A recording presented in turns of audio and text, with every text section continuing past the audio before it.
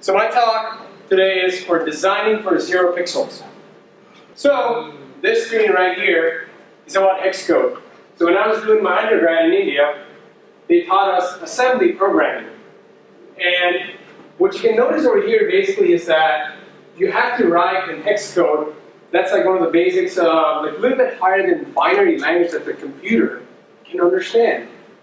And it was just fascinating. Like when you look at the whole era of computing, how it's evolved. We first started with the mainframe computer from IBM, and then we slowly worked our way up, all the way to now, where over here, if you have this command to delete something, now you just drag and drop. It's all a graphical interface. That's how much we've evolved. Before, we had to talk in the language that the computer understood, and now it's the other way around. The computers are understanding the way we speak, even with programming languages now. And another funny fact is, this year, messaging apps have basically surpassed all social networking sites. So these days, when I go on the train in the morning, I literally see people Snapchatting, or on Facebook Messenger, or using WhatsApp, or any other messaging platform. I don't see people that much active on complete sites. And this is important because it just tells that before we were just in a passive mode that, okay, you bought a new car, you bought a new house, you put it on Facebook. Now there's like really an intense desire to communicate with people, keep in touch, have a conversation. So that brings us to chatbots. Like if the future of design in UX is all about chatbots, think for a second. It's no longer about moving pixels. It's gone. You're working on a platform by these massive companies. You're no longer worried about the color and all that stuff. You're worried about personality. How is your bot going to react and behave with the customer? What do you want that personality to be?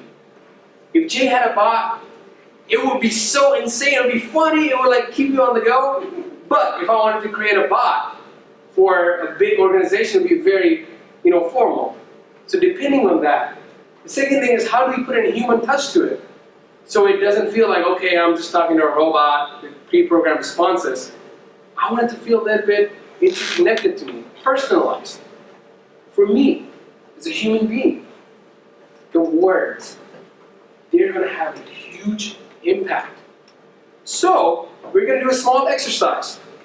On the next screen, there's going to be a passage, a small paragraph, that everybody together is going to read. Simple exercise. Everybody together is going to read what's on the screen next. And I promise you, it's PG-13. Alright? Yes. You can guess what the problem is. Most of the speaking is best to give a detailed description to the person with whom your conversing, never realizing that they can only focus on 4 tiny chunks of information and for a very brief period of time. Alright, who can repeat it completely, exactly? Word by word. Who can do that? Repeat what? Can anyone repeat it? Yes. Can anybody repeat that? Just good. Something about 4 chunks of information. Very close. Chunks.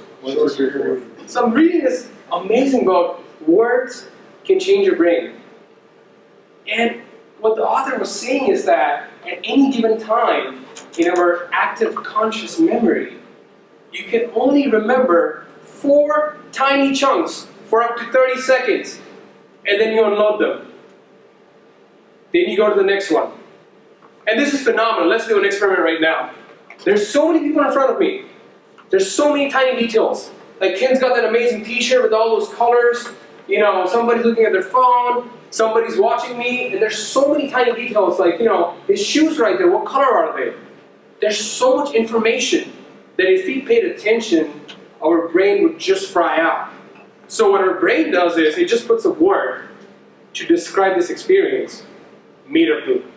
Alright? 1 chunk. Gone. Second chunk. So you only have 4 chunks in a given 30 seconds. Which means a lot of time on websites, to kind of compensate for bad user experience, we kind of have long content. to describe everything. But when you're talking about messaging with someone, you gotta be short, concise, and brief. That is so much important.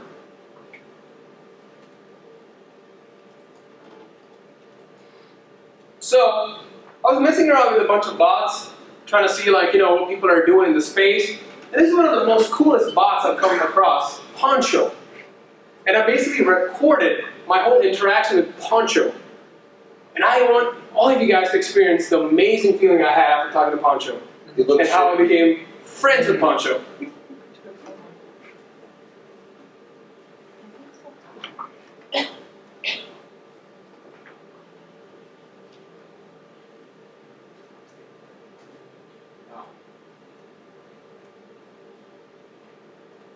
Focus on the personality as you get started.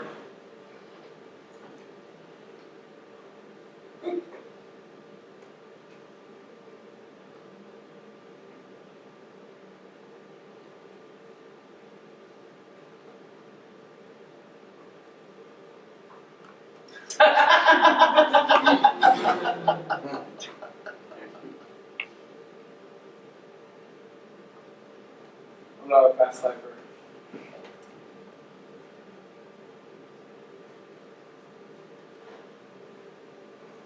Just look at the response.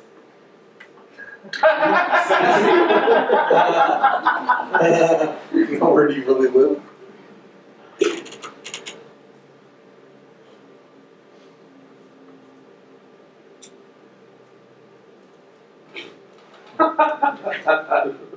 Did you mean empty screen? Oh, I didn't. Holy shit! Is there that many balances? Oh yeah. Wow.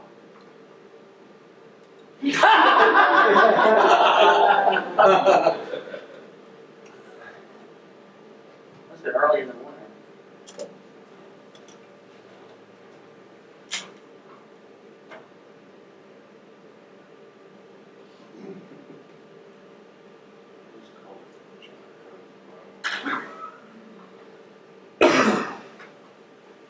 It's the hoodie.